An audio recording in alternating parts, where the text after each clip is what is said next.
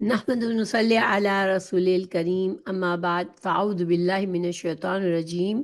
بسم اللہ الرحمن الرحیم رب اشرح لی صدری ویسر لی امری واحلل عقدۃ من لسانی یفقہوا قولی رب زدنی علما رب زدنی علما رب زدنی علما اللہم انی اسألک علما نافعا ورزقا طیبا وعملا متقبلا آمین یا رب العالمین۔ تو ہم قرآن مجید کی تفسیر کو سمجھ رہے ہیں۔ ہم سورہ رعد کی آیت نمبر 37 پر پہنچے ہوئے ہیں۔ پڑھتے ہیں، اعوذ باللہ من الشیطان الرجیم، بسم اللہ الرحمن الرحیم، وَكَذَلِكَ أَنزَلْنَاهُ حُكْمًا عَرَبِيًّا وَلَئِنِ اتَّبَعْتَ أَهْوَاءَهُمْ بعد ما جاءك من العلم ما لك من الله من ولي ولا واق۔ اور اسی طرح ہم نے اسے عربی زبان بنا کر اتارا، اور یقیناً اگر تو نے ان کی خواہشات کی پیروی کی اس کے بعد جو تیرے پاس علم آ چکا ہے، تو اللہ کے مقابلے میں تیرا کوئی دوست ہوگا اور نہ کوئی بچانے والا۔ سورہ رعد کے شروع میں بھی اللہ سبحانہ تعالیٰ نے اس قرآن کے بارے میں فرمایا، الف لام را تلک آیات الکتاب والذی انزل الیک من ربک الحق ولکن اکثر الناس لا یؤمنون۔ اللہ سبحانہ تعالیٰ نے فرمایا کہ یہ قرآن کی آیتیں ہیں، اور جو کچھ آپ پر آپ کے رب کے پاس سے اتارا جا رہا ہے سب برحق ہے، لیکن اکثر لوگ یقین نہیں کرتے۔ اور اس کے بعد سورہ رعد میں بہت سی باتیں ہمیں بتائی گئی، کس طرح سے اس کو نہیں، سارے دلائل واضح ہونے کے باوجود بھی نہ ماننے والے نہیں مانتے، اعتراضات کرتے ہیں، قرآن پر اعتراض کرتے ہیں، رسول اللہ صلی اللہ علیہ وسلم کی ذات پر اعتراض کرتے ہیں۔ اب یہاں پر فرمایا جا رہا ہے کہ آپ صلی اللہ علیہ وسلم پہلے نبی نہیں ہیں جس پر کتاب نازل ہوئی ہے، یعنی آپ صلی اللہ علیہ وسلم سے پہلے بھی بہت سے انبیاء کرام پر اللہ سبحانہ تعالیٰ نے وحی نازل فرمائی ہے، اور ہر نبی پر ان کی اپنی زبان میں ہی وحی نازل ہوئی ہے، تاکہ اس نبی کے جو فالوورز ہوں وہ اپنے نبی کی بات کو سمجھ سکے، اس پر عمل کر سکے۔ اسی طرح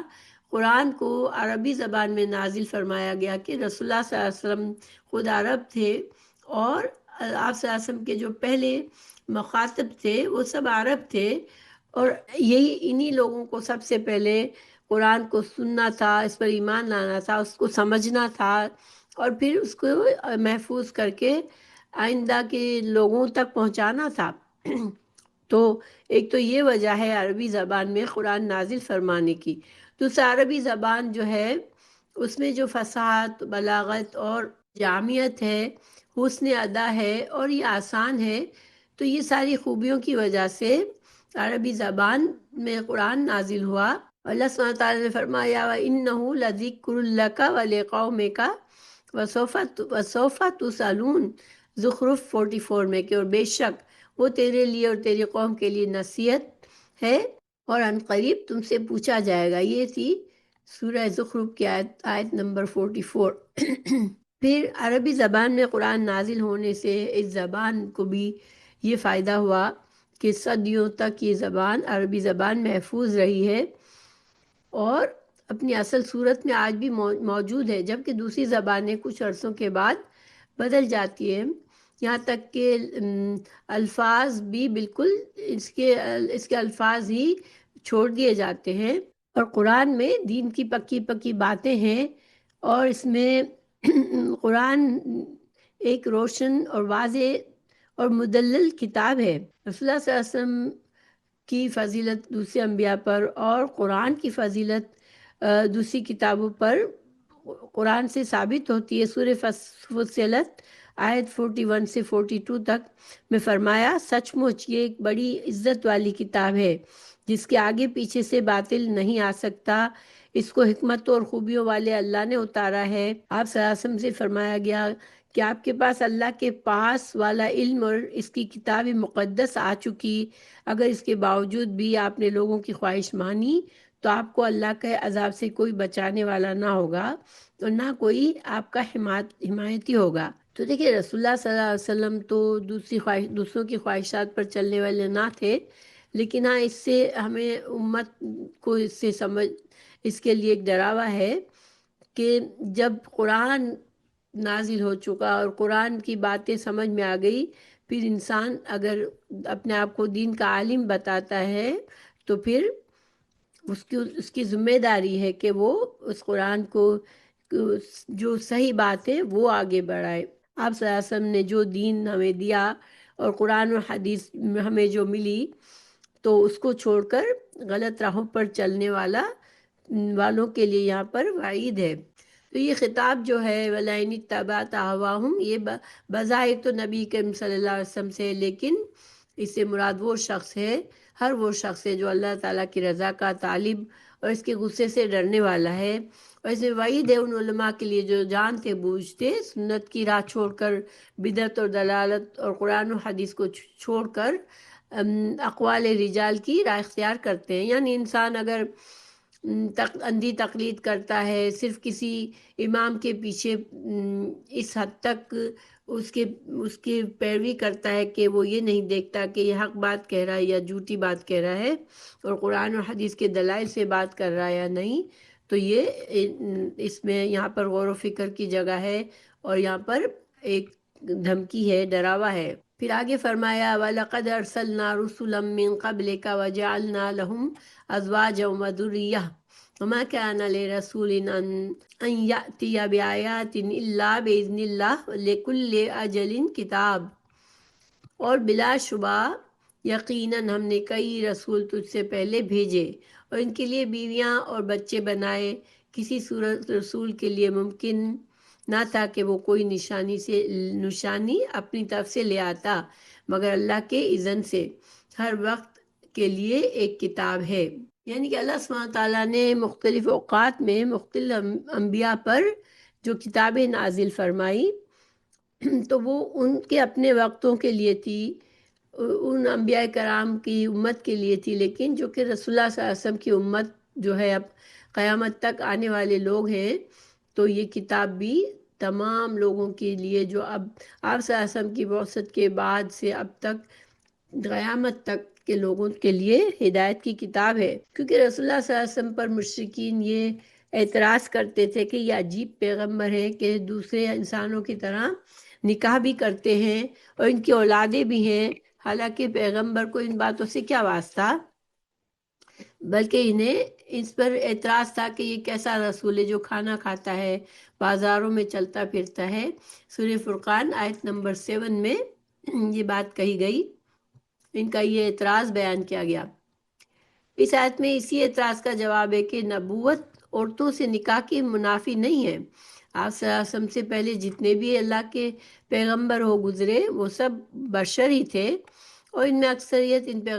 پیغمبروں کی ہیں جو بیوی بچے رکھتے تھے اور سب کھانا کھاتے تھے، بازاروں میں چلتے پھرتے تھے۔ اللہ تعالیٰ نے فرمایا سورہ فرقان آیت 20 میں اللہ تعالیٰ نے فرمایا وَمَا أَرْسَلْنَا قَبْلَكَ مِنَ الْمُرْسَلِينَ إِلَّا إِنَّهُمْ لَيَأْكُلُونَ الطَّعَامَ وَيَمْشُونَ فِي الْأَسْوَاقِ وَجَعَلْنَا بَعْضَكُمْ لِبَعْضٍ فِتْنَةً أَتَصْبِرُونَ وَمَا كَانَ رَبُّكَ بَصِيرًا۔ اور ہم نے آپ سے پہلے جتنے رسول بھیجے وہ سب کھانا کھاتے تھے اور بازاروں میں چلتے پھرتے تھے، اور ہم نے تم میں سے ایک کو دوسرے کے لیے باعث فتنہ بنا دیا ہے، کیا تم صبر سے کام لوگے؟ اور آپ کا رب خوب دیکھنے والا ہے۔ انبیاء کرام انسان ہوتے ہیں، کیونکہ وہ انسانوں کی ہدایت کے لیے آئے ہیں، تو اسی وجہ سے ان کو جو انسانوں کی ضروریات ہیں، کھانا پینا، اپنے لیے سودا خریدنا، بازار جانا، بیوی بچے ہونا، یہ ساری دنیا کی چیزیں ہیں، دنیا کی ضرورتیں ہیں، انسانوں کی ضرورتیں ہیں۔ اور یہ انبیاء کرام بھی انسان ہی تھے، لیکن اللہ سبحانہ تعالیٰ انہیں پاکیزہ خوبیاں اور قابل تعریف عادتیں اور پسندیدہ اقوال، لائق اعمال، غالب معجزے اور روشن دلیلیں عطا فرما دیتا ہے، جن سے ایک موٹی عقل والا بھی اور عقل سلیم و صحیح بصیرت والا بھی ان کی نبوت اور رسالت کو تسلیم کرنے پر مجبور ہو جاتا ہے اور ان کی صداقت مانے بغیر نہیں رہتا۔ ظاہری بات ہے کہ انبیاء کرام کا کام آپ اللہ سبحانہ تعالیٰ کا پیغام پہنچانا ہوتا ہے، تو اگر اللہ سبحانہ تعالیٰ اپنے انبیاء کرام کو کچھ خاص خصوصیات نہ عطا فرماتے، ان سے کچھ معجزات نہ سرزد ہوتے، ان کو بہترین انسان نہ اللہ تعالیٰ بناتے جو بہترین اخلاق اور اعمال جن کے ہوں، تو پھر وہ خیر کا کام کیسے کرتے؟ تو یہ تو ان کے اندر وہ صفات موجود ہوتی ہے جو اللہ کے خاص بندوں میں ہوتی ہے، لیکن اس کا یہ مطلب نہیں ہے کہ وہ انسان سے کچھ اور ہوتے ہیں، انسان نہیں بلکہ کچھ اور ہی ہوتے ہیں۔ اللہ تعالیٰ سورہ یوسف آیت نمبر 109 میں بھی فرمایا کہ ہم نے آپ سے پہلے مردوں ہی کو رسول بنایا اور انہی پر وحی اتاری، اور اللہ تعالیٰ نے سورہ انبیاء آیت نمبر 8 میں فرمایا کہ ہم نے انہیں محض جسا نہیں بنایا کہ وہ کھانا نہ کھاتے ہوں اور نہ وہ ہمیشہ رہنے والے تھے، پھر فرمایا کہ ہم نے بعض کو بعض سے جانچا تاکہ معلوم ہو جائے کہ کون وفادار اور نیک کردار ہے اور کون جفا شعار اور غدار ہے اور کون بے صبرا اور احسان فراموش ہے۔ اور پھر یہاں پر یہ سوچنے والی بات ہے کہ یہود اور نصارہ اپنے اس بات پر فخر کرتے تھے کہ وہ ابراہیم علیہ السلام اور اسماعیل علیہ السلام اور اسحاق علیہ السلام کی اولادوں میں سے ہیں، تو یعنی مشرکین اپنے آپ کو ابراہیم علیہ السلام سے منسوب کرتے تھے، اور یہود اور نصارہ حضرت اسحاق علیہ السلام سے اور حضرت یعقوب علیہ السلام سے نسبت کر کے فخر محسوس کرتے تھے، اور جو مشرکین مکہ اسماعیل علیہ السلام کی اولاد میں سے خود کو سمجھتے تھے اور اس کو فخر کا باعث سمجھتے تھے، تو ظاہر ہے اگر ان کی شادیاں نہ ہوتی، ان کی اولادیں نہ ہوتی تو یہ ان کی اولاد میں سے کیسے بنتے؟ انس بن مالک رضی اللہ عنہ سے حدیث ہے، 3 آدمی نبی کریم صلی اللہ علیہ وسلم کی بیویوں کے گھروں کی طرف آئے اور وہ نبی کریم صلی اللہ علیہ وسلم کی عبادات کے متعلق پوچھ رہے تھے۔ جب انہیں بتایا گیا تو گویا انہوں نے اسے کم سمجھا، یعنی جب رسول اللہ صلی اللہ علیہ وسلم کی عبادات کا جو معمول تھا وہ آپ صلی اللہ علیہ وسلم کی بیویوں نے انہیں بتایا، ان 3 آدمیوں کو جو سمجھنے کے لیے آئے تھے، تو ان کو ایسا لگا یہ تو کچھ زیادہ نہیں ہے، تو پھر انہوں نے کیا سوچا کہ ہماری نبی کریم صلی اللہ علیہ وسلم سے کیا نسبت، آپ صلی اللہ علیہ وسلم کو تو اللہ تعالیٰ نے آپ کے پہلے اور پچھلے سب گناہ معاف فرما دیے ہیں، چنانچہ ان میں سے ایک نے کہا، یعنی پھر انہوں نے سوچا کہ ہم کو تو اس سے زیادہ کرنا چاہیے کیونکہ ہم تو عام معمولی بندے ہیں، آپ صلی اللہ علیہ وسلم کو تو اللہ تعالیٰ نے نوازا ہے کہ آپ کے پہلے پچھلے گناہ معاف فرما دیے ہیں، تو ہم کو تو ان عبادات سے جو آپ صلی اللہ علیہ وسلم کیا کرتے تھے ان سے زیادہ کرنا چاہیے۔ تو پھر ایک نے کہا میں ہمیشہ ساری رات نماز پڑھوں گا، دوسرے نے کہا میں ہمیشہ روزہ رکھوں گا، کبھی روزے کے بغیر نہیں رہوں گا، تیسرے نے کہا میں عورتوں سے علیحدہ رہوں گا، کبھی نکاح نہیں کروں گا۔ رسول اللہ صلی اللہ علیہ وسلم تشریف لائے تو انہیں جب معلوم ہوا کہ ان لوگوں نے ایسی باتیں کی ہیں، تو آپ صلی اللہ علیہ وسلم نے ان کو بلوایا اور فرمایا تم لوگوں نے یہ باتیں کی ہیں، یاد رکھو اللہ کی قسم میں تم سے زیادہ اللہ کی خشیت رکھنے والا ہوں اور تم سب سے زیادہ اللہ کا تقوی والا ہوں، لیکن میں روزہ رکھتا ہوں اور کبھی نہیں بھی رکھتا، اور نماز پڑھتا ہوں اور سوتا بھی ہوں، اور میں عورتوں سے نکاح بھی کرتا ہوں، جو تو میرے طریقے سے بے رغبتی کرے گا وہ مجھ سے نہیں، یعنی کہ سب سے بہترین عبادت تو یہی ہے کہ اللہ کے پیارے رسول صلی اللہ علیہ وسلم نے جو طریقہ ہمیں سکھایا، آپ کی جو سنت ہے اس طریقے پر انسان چلنے کی کوشش کرے، یہ نہ سوچے کہ ہم اس سے بھی بہتر اور اس سے بھی آگے بڑھ سکتے ہیں، کیونکہ ہم سے یہی طلب کیا گیا ہے کہ ہمارے لیے سب سے بڑا اجر یہی ہے کہ ہم رسول اللہ صلی اللہ علیہ وسلم کی سنت کے طریقے پر چلیں۔ پھر اللہ تعالیٰ نے اس آیت میں فرمایا وَمَا كَانَ لِرَسُولٍ أَن يَأْتِيَ بِآيَاتٍ إِلَّا بِإِذْنِ اللَّهِ لِكُلِّ أَجَلٍ کتاب، کہ اللہ کے حکم کے بغیر کوئی معجزہ لے آئے یہ کسی رسول کے بس کی بات نہیں ہے، ہر مقرر مدت کی ایک تحریر ہے، اللہ جو چاہے مٹا دے اور جو چاہے برقرار رکھے، لوح محفوظ اسی کے پاس ہے۔ تو اس کو سمجھتے ہیں ہم کہ جو آپ صلی اللہ علیہ وسلم کے مخالفین تھے ان کا ایک اعتراض یہ بھی تھا، اگر رسول اللہ صلی اللہ علیہ وسلم واقعی اللہ کے سچے پیغمبر ہیں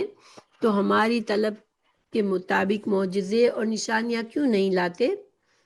ان کا جواب میں فرمایا کہ پہلے پیغمبر جتنے معجزے لائے ہیں وہ سب اللہ تعالیٰ کی مشیت اور حکم سے ہی لائے ہیں۔ اب اگر اللہ کا حکم ہوگا تو وہ اپنے اس پیغمبر سے بھی معجزے ظاہر کر دے گا، ورنہ پیغمبر میں از خود یہ ہمت نہیں کہ وہ اپنی مرضی سے جو معجزہ چاہے ظاہر کر دے۔ تو یہی حال جو ہے وہ اولیاء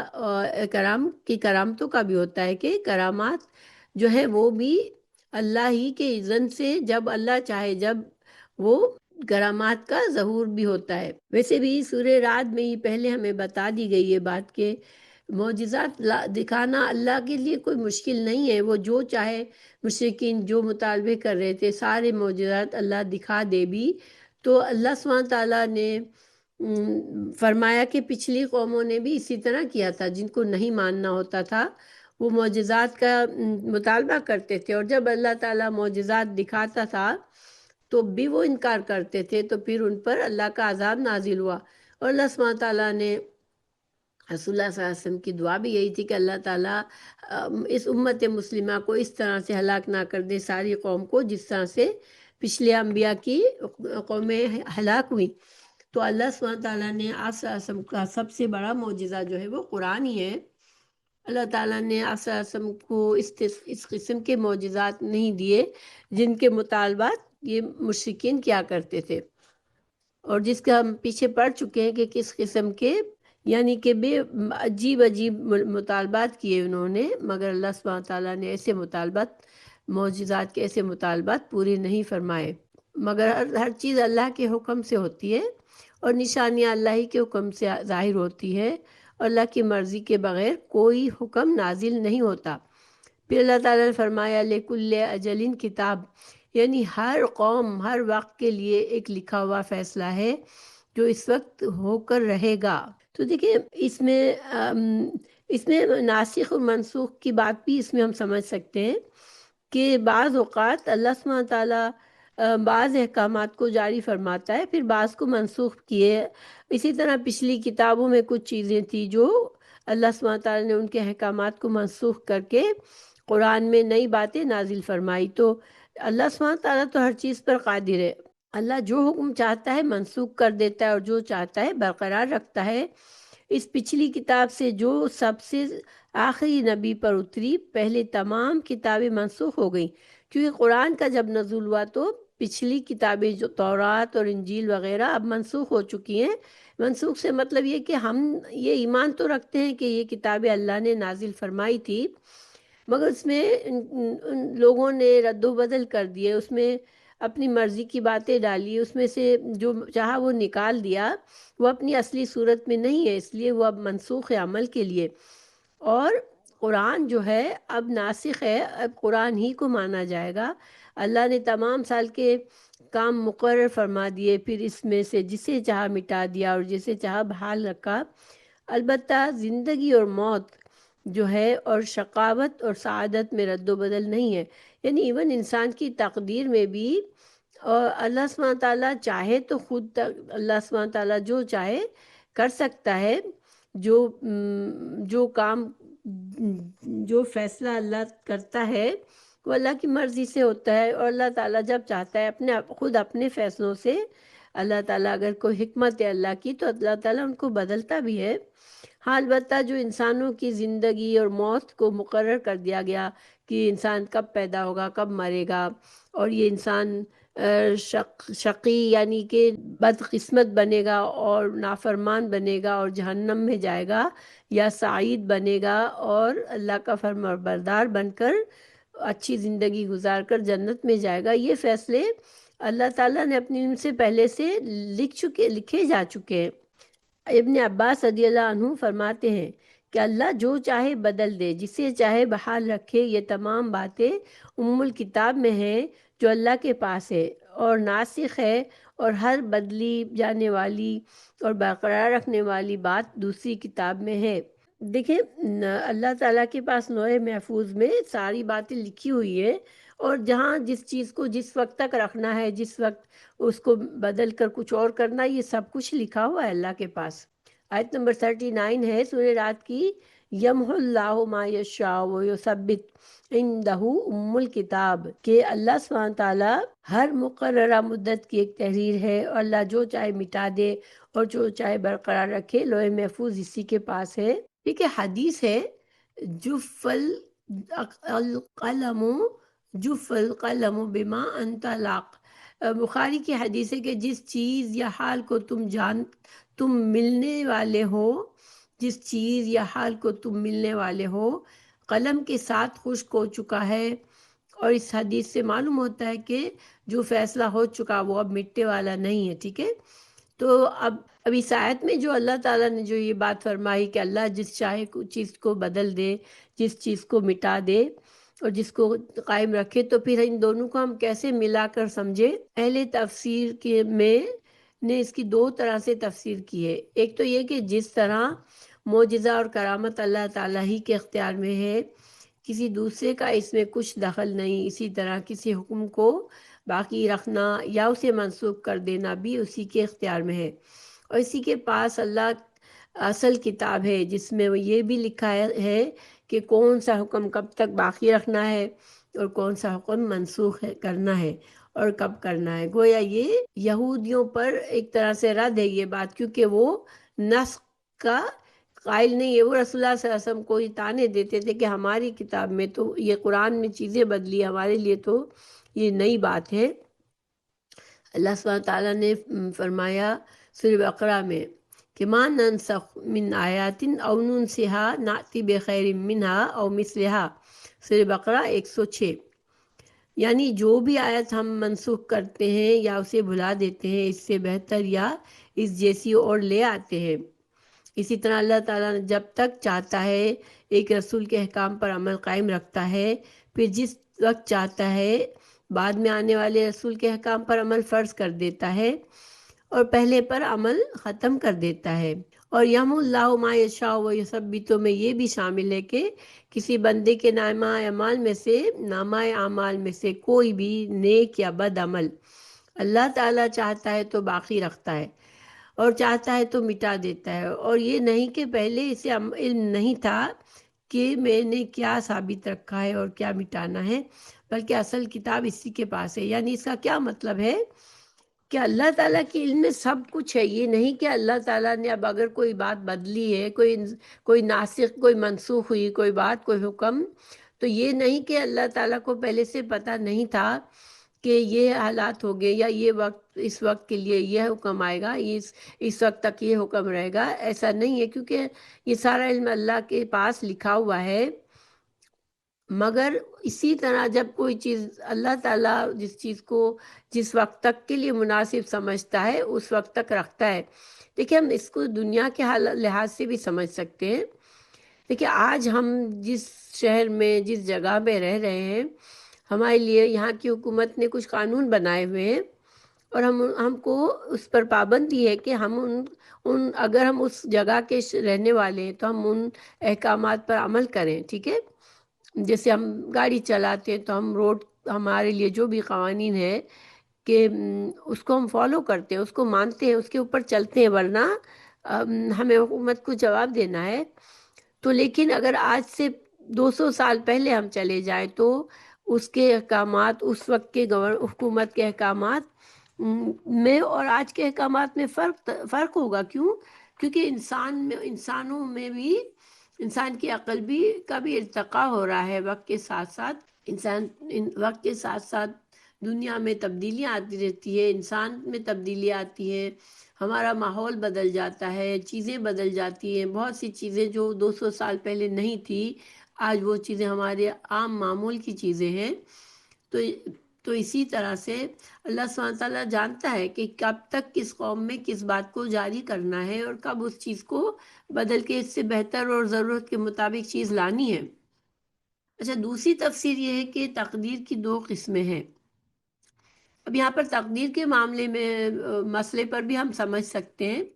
کہ جب تقدیر ہماری لکھی ہوئی ہے تو پھر جب ہم سے کہا جاتا ہے کہ دعاؤں سے تقدیر بدلتی ہے، تو پھر کیا مطلب ہے؟ جب کوئی بیمار ہوتا ہے تو ہم کیوں دعا کرتے ہیں؟ کبھی کوئی مصیبت آتی ہے تو ہم کیوں دعا کرتے ہیں؟ ہمیں بھروسہ ہوتا ہے کہ ہماری دعاؤں سے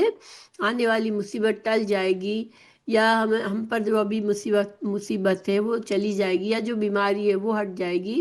اور دعاؤں سے کہا جاتا ہے تقدیر بھی بدلتی ہے، تو ایسا کیوں کہا جاتا ہے؟ تو دیکھیں، تقدیر کی علماء نے کیا کہا، تقدیر کی دو قسمیں ہیں، ایک وہ جس میں کوئی تبدیلی نہیں ہوتی، اسے قضائے مبرم کہتے ہیں، اور یہ وہی ہے جس کے متعلق رسول اللہ صلی اللہ علیہ وسلم نے حضرت ابو ہریرہ رضی اللہ عنہ سے فرمایا کہ جف القلم بما انت لاقن، بخاری کی حدیث ہے کہ تم جس چیز یا حال کو ملنے والے ہو اس کے ساتھ قلم خشک ہو چکا ہے، یعنی تمہارے لیے جو بھی لکھا گیا ہے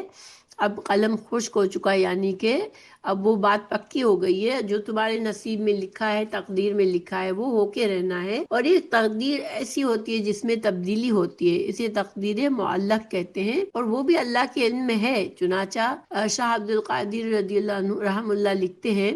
دنیا میں ہر چیز اسباب سے ہے، بعض اسباب ظاہر ہیں، بعض چھپے ہوئے ہیں۔ اسباب کی تاثیر کا ایک اندازہ مقرر ہے، جب اللہ چاہے ان کی تاثیر اندازے سے کم یا زیادہ کر دے۔ جو تقدیر معلق ہے اس کو ہم ایسے سمجھ سکتے ہیں کہ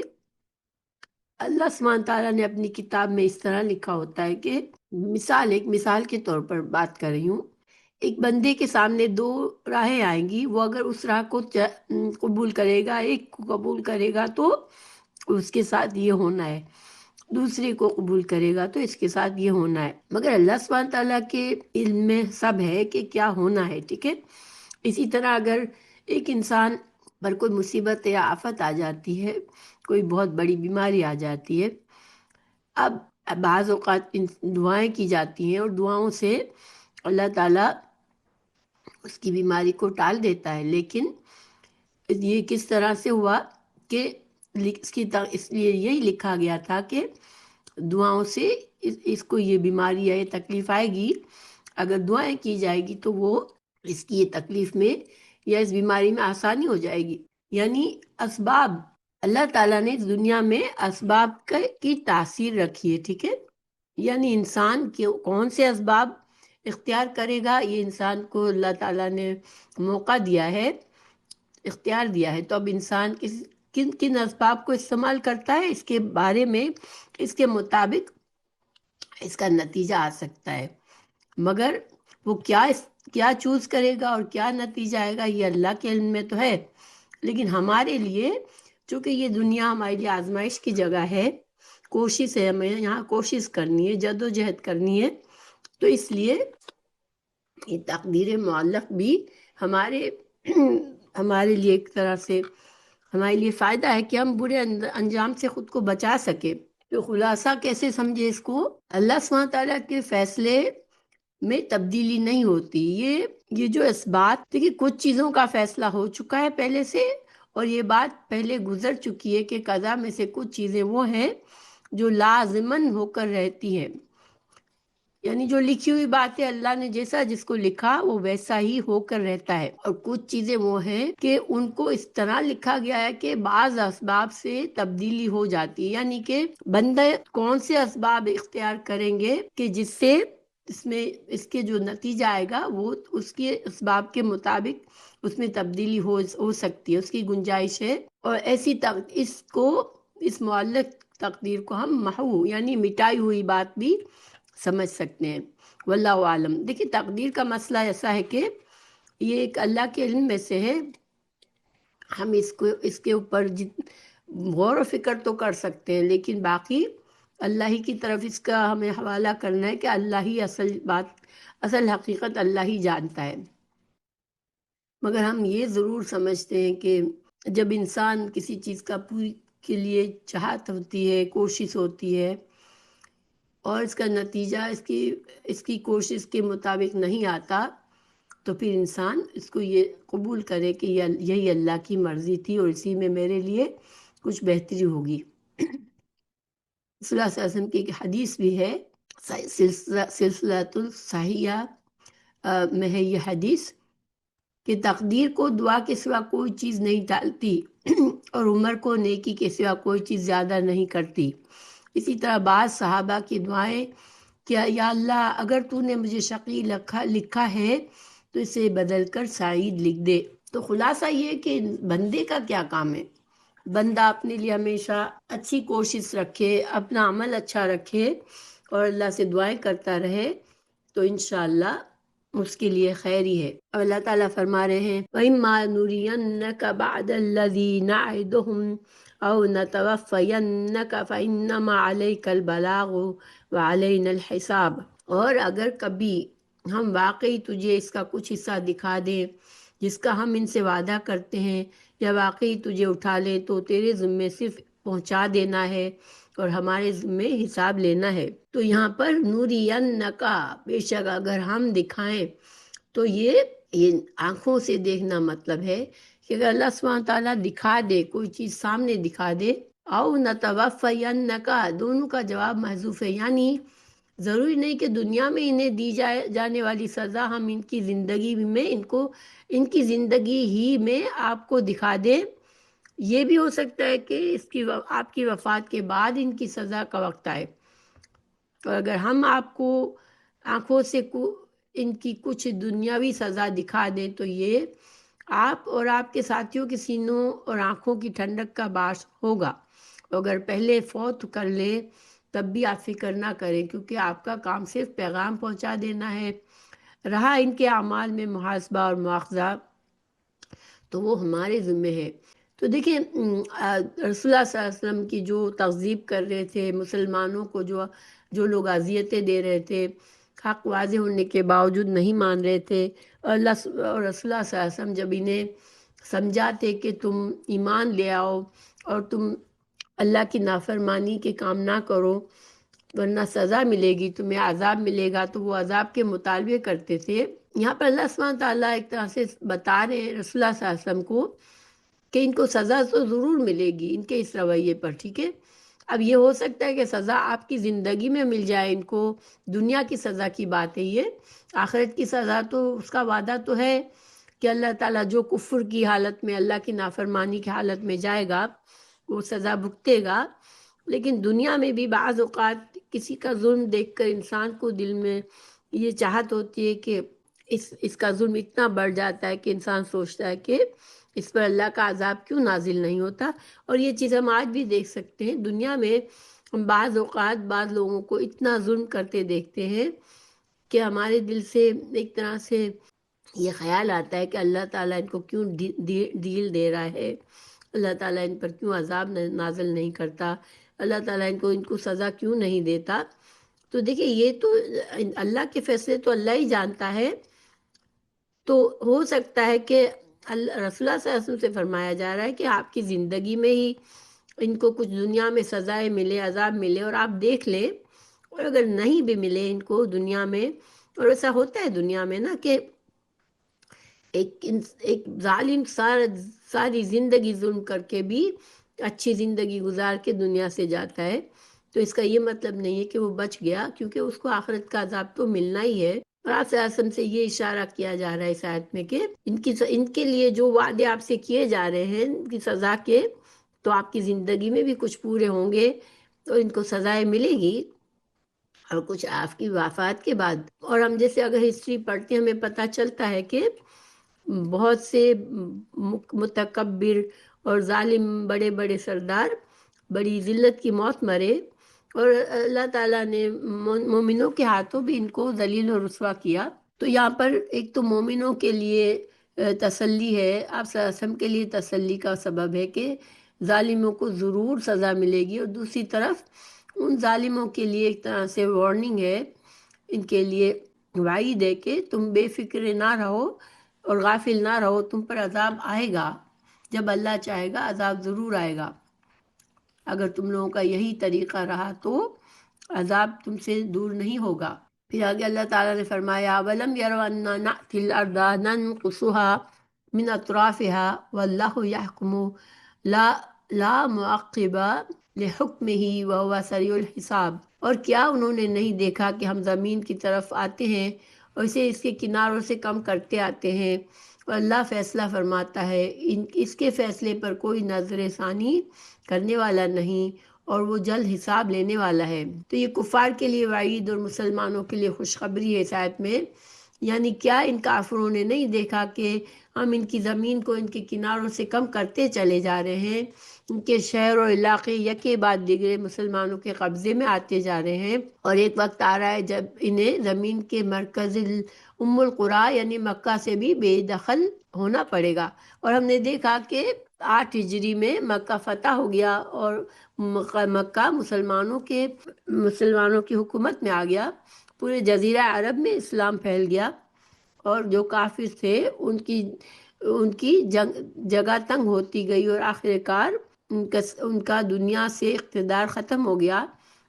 جزیرہ عرب سے ان کا اقتدار ختم ہو گیا۔ تو مکہ میں مسلمانوں کی فتوحات کا سلسلہ شروع نہیں ہوا تھا، اس لیے بعض مفسرین نے اس صورت کو مدنی قرار دیا ہے۔ اللہ تعالیٰ نے مسلمانوں کی پیش قدمی کو اپنی پیش قدمی قرار دیا، کیونکہ اللہ تعالیٰ ہی کا دین آگے بڑھ رہا تھا، اور مسلمانوں کا آگے بڑھنا صرف اللہ ہی کی مدد سے تھا، ورنہ وہ کافر کی متحد قوتوں کے سامنے اکیلے اپنی طاقت سے کبھی آگے نہیں بڑھ سکتے تھے۔ اللہ تعالیٰ نے مسلمانوں کی پیش قدمی کو انا نعتی ہم اپنی طرف نسبت فرمائی کہ ہم ان کی زمین تنگ کر رہے ہیں، لیکن حقیقت میں کیا ہو رہا تھا کہ مسلمانوں کو اللہ فتح دیتا جا رہا تھا، اور ان کافروں کی زمین تنگ ہوتی جا رہی تھی، اور یہ اللہ تعالیٰ کی ہیبت اور جلال کا اظہار ہے ان کے لیے کہ یہ جو کچھ تمہارے ساتھ ہو رہا ہے، تم اتنی بڑے بڑے لشکروں کے باوجود تم ذلیل الخوار ہوتے ہو اور ہار کر لوٹتے ہو، تو یہ اللہ تعالیٰ ہی کر رہا ہے تمہارے ساتھ، اور وہ اللہ کے کلام ہی کی خصوصیت ہے، جیسے فرمایا فَأَتَى اللَّهُ بُنْيَانَهُم مِّنَ الْقَوَاعِدِ فَخَرَّ عَلَيْهِمْ السَّقْفُ مِّن فَوْقِهِمْ وَأَتَاهُمُ الْعَذَابُ مِنْ حَيْثُ لَا يَشْعُرُونَ۔ سورہ نحل آیت 26 میں اللہ تعالیٰ نے فرمایا، یعنی ان کفار سے پہلے لوگوں نے سازشیں کی تو اللہ ان کی عمارت کو بنیادوں سے آیا، پس ان کے اوپر سے چھت گر گئی، اور ان پر وہاں سے عذاب آیا کہ وہ سوچتے نہ تھے۔ یہی وہ حقیقت ہے جس کا اظہار رسول اللہ صلی اللہ علیہ وسلم نے صفا اور مروہ پر کھڑے ہو کر ان الفاظ میں کیا، لا الہ الا اللہ وحدہ انجز وعدہ ونصر عبدہ وہزم الاحزاب وحدہ۔ صحیح مسلم میں یہ حدیث ہے کہ اللہ کے سوا کوئی عبادت کے لائق نہیں، اس نے اپنا وعدہ پورا کیا اور اپنے بندے کی مدد کی، اور اکیلے ہی تمام جماعتوں کو شکست دی۔ کفار پر تعجب ہے کہ یہ دیکھ کر بھی دن بدن اسلام کا دائرہ وسیع ہو رہا ہے، اور کفر و شرک سمٹ رہا ہے، یہ لوگ اسلام نہیں لاتے۔ اللہ تعالیٰ کی بشارت کے مطابق پھر وہ وقت آیا کہ مشرق اور مغرب کے آخر تک اسلام کا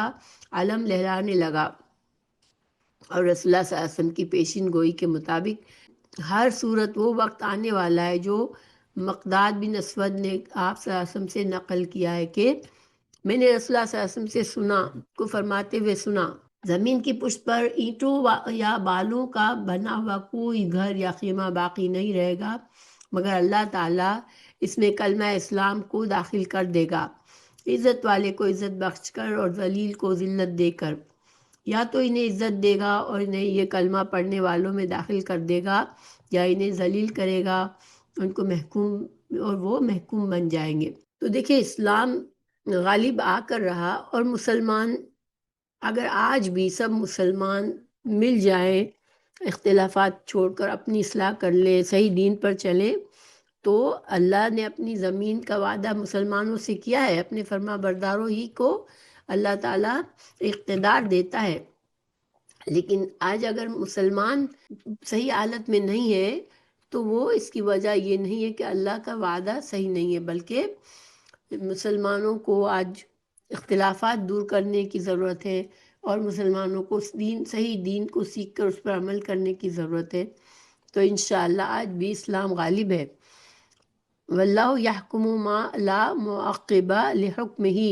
کیونکہ اللہ کے فیصلے پر نظر ثانی کر کے اسے وہی بدل سکتا ہے جو اس پر غالب ہو، جبکہ کسی ہستی کا کوئی وجود ہی نہیں، یعنی کوئی ایسی ہستی ہے ہی نہیں جو اللہ کے فیصلوں کو بدل سکے۔ وَهُوَ سَرِيعُ الْحِسَابِ، یعنی اس کے حساب لینے کا وقت نہایت تیزی کے ساتھ آ رہا ہے، حتیٰ کہ اس کے آنے پر مجرم قسمیں کھا کر کہیں گے کہ ہم دنیا میں صرف ایک گھڑی رہے ہیں۔ سورہ روم 55 میں، یعنی جب کافروں کو آخرت میں جب ان کے سامنے جہنم ہوگی اور ان کو یقین آ جائے گا کہ ہمارا تو برا انجام ہونا ہے، تو اس وقت وہ سمجھیں گے کہ دنیا میں تو ہم بہت تھوڑا سا رہے تھے، یعنی ہم اتنا کچھ زیادہ تو نہیں رہے کہ ہم نے اتنے بڑا کچھ کر دیا کہ ہم جہنم میں جا رہے ہیں۔ دنیا کی جتنا کچھ انہوں نے دنیا کے پیچھے بھاگتے رہے اور اپنی زندگی اسی میں ختم کی، جو کچھ فساد مچایا وہ سب کچھ ان کو اب بے حقیقت نظر آئے گا۔ روم 55 میں دوسرا مطلب یہ ہے کہ اسے حساب لینے میں ذرا برابر دیر نہیں لگتی، بلکہ قیامت کے دن پل بھر میں سارا حساب آمنے سامنے آ جائے گا، پل بھر میں سارا حساب سامنے آ جائے گا۔ وَقَدْ مَكَرَ الَّذِينَ مِن قَبْلِهِمْ فَلِلَّهِ الْمَكْرُ جَمِيعًا يَعْلَمُ مَا تَكْسِبُ كُلُّ نَفْسٍ وَسَيَعْلَمُ الْكُفَّارُ لِمَنْ عُقْبَى الدَّارِ۔ اور بلا شبہ ان لوگوں نے تدبیریں کی جو ان سے پہلے تھے، تو اصل تدبیر تو سب اللہ ہی کی ہے، وہ جانتا ہے جو کچھ ہر شخص کر رہا ہے، اور ان قریب کفار جان لیں گے کہ اس گھر کا اچھا انجام کس کے لیے ہے۔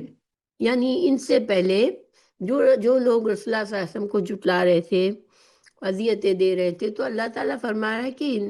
ان سے پہلے بھی کفار نے اپنے رسولوں کو ستانے اور اسلام کو نیچا دکھانے کی بہت سی تدبیریں کی۔ یہ کوئی نئی بات آپ ہی کو پیش نہیں آ رہی۔ ہاں، پھر کوئی تدبیر اللہ کی مشیت کے بغیر کسی بھی کچھ بھی نہیں کر سکتی، یعنی انسان کتنا بھی برا چاہے، بڑے سے بڑی چالیں بھی چلے، بہت سی خفیہ تدبیریں کرے، مگر ہوتا وہ ہے جو اللہ چاہتا ہے، کیونکہ اختیار ہر چیز کا اسی کے ہاتھ میں ہے۔ اگر ان کی کوئی تدبیر کامیاب ہوئی تو وہ اللہ تعالیٰ کی حکمت ہی کا تقاضا تھا، لہٰذا آپ پریشان نہ ہوں۔ ان کافروں کو بھی بہت جلد معلوم ہو جائے گا کہ اس دنیا کے گھر کا اچھا انجام کس کے گھر میں ہوتا ہے، کس کے حق میں ہوتا ہے۔ آیت 43 وَيَقُولُ الَّذِينَ كَفَرُوا لَسْتَ مُرْسَلًا قُلْ كَفَى بِاللَّهِ شَهِيدًا بَيْنِي وَبَيْنَكُمْ وَمَنْ عِندَهُ عِلْمُ الْكِتَابِ۔ اور وہ لوگ جنہوں نے کفر کیا کہتے ہیں کہ تو کسی طرح رسول نہیں ہے، کہہ دے میرے درمیان اور تمہارے درمیان اللہ کافی گواہ ہے، اور وہ شخص بھی جس کے پاس کتاب کا علم ہے۔ یعنی یہود اور نصارہ کے علماء جیسے عبداللہ بن سلام، سلمان فارسی، تمیم داری اور ان میں سے بڑے دوسرے ایمان لانے والے اہل کتاب کے علماء کی طرف رجوع کا حکم اس لیے دیا کہ مشرکین رسول اللہ صلی اللہ علیہ وسلم کے معاملے میں عموماً انہی کی طرف رجوع کرتے تھے، اور ان کے علماء آپ صلی اللہ علیہ وسلم کی صفات اور آپ کے متعلق بشارتوں سے آپ کے سچا رسول ہونے کی خوب سمجھتے تھے، کیونکہ جب مشرکین آپ صلی اللہ علیہ وسلم کی رسالت کا انکار کرتے تھے تو ان کو یہود و نصارہ سے بات کرنے کے لیے کہا گیا کہ ان سے پوچھو۔ تو یہود و نصارہ میں بھی یہ علماء جو تھے یہ اسلام میں آئے اور سچے مسلمان ہوئے، جیسے عبداللہ بن سلام ہے، سلمان فارسی ہے، تمیم داری ہے۔ تو ان سے پوچھنے کے لیے کیوں کہا جا رہا ہے؟ کیونکہ اللہ تعالیٰ نے تورات اور انجیل میں آپ صلی اللہ علیہ وسلم کی صفات ان کو بتائی تھی، اور ان سے کہا گیا تھا کہ جب رسول اللہ صلی اللہ علیہ وسلم کی بعثت ہو تو تمہیں ان کو ماننا ہے، ان کا ساتھ دینا ہے، ان کے مشن میں مدد کرنی ہے، تو اسی لیے ان کی طرف رجوع کرنے کے لیے کہا گیا۔ اللہ تعالیٰ نے سورہ بقرہ میں بھی فرمایا آیت نمبر 146 میں یعرفونہ کما یعرفون ابناہم، کہ وہ آپ کو پہچانتے ہیں جیسے اپنے بیٹوں کو پہچانتے ہیں۔ یعنی جو یہود اور نصارہ کے علماء تھے وہ آپ صلی اللہ علیہ وسلم کو پہچان گئے تھے، جس طرح انسان ایک مجمع میں اپنے بیٹے کو پہچان لیتا ہے، تو یہ لوگ بھی ایسی طرح سے آپ صلی اللہ علیہ وسلم کو پہچانتے تھے، کیونکہ آپ صلی اللہ علیہ وسلم کی نشانیاں جانتے تھے وہ۔ سورہ اعراف اور سورہ شعراء میں بھی اس کا ذکر کیا گیا ہے۔ تو جو کہ رسول اللہ صلی اللہ علیہ وسلم کی رسالت کو جھٹلایا انہوں نے، تو اللہ سبحانہ تعالیٰ نے فرمایا کہ ان کی گواہی کی آپ کا سچا رسول ہونا ان کی گواہی کا محتاج نہیں ہے، اللہ خود گواہ کافی ہے۔ اور یہ جو بے شرمی اور گستاخی سے یہ آپ سے کہتے ہیں کہ آپ اللہ کے رسول نہیں ہیں، تو آپ ان باتوں کی پرواہ نہ کریں، اور آپ ان سے کہہ دیں کہ میری رسالت پر اللہ ہی کافی گواہ ہے۔ اور ساتھ ساتھ یہاں پر جیسا کہ ہم نے جانا کہ اللہ تعالیٰ نے ان کو دعوت دی کہ تم ان یہود و نصارہ کے ان حق وہ علماء سے ان سے بھی پوچھ لو۔ تو یہ یہاں پر یہ تفسیر ہے، کیونکہ یہ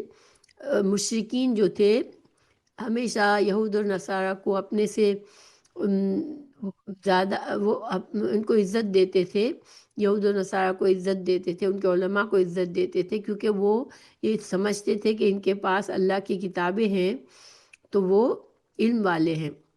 اور ان سے رجوع بھی کرتے تھے وہ بہت سے معاملات میں۔ تو انشاءاللہ ہماری یہاں پر سورہ رعد مکمل ہوئی۔